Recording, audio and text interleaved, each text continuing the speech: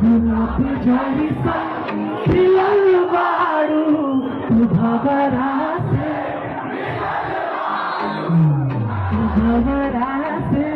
मिलल बारू करत दिल के कतल बारू के कर मेहनत के फलवा लाली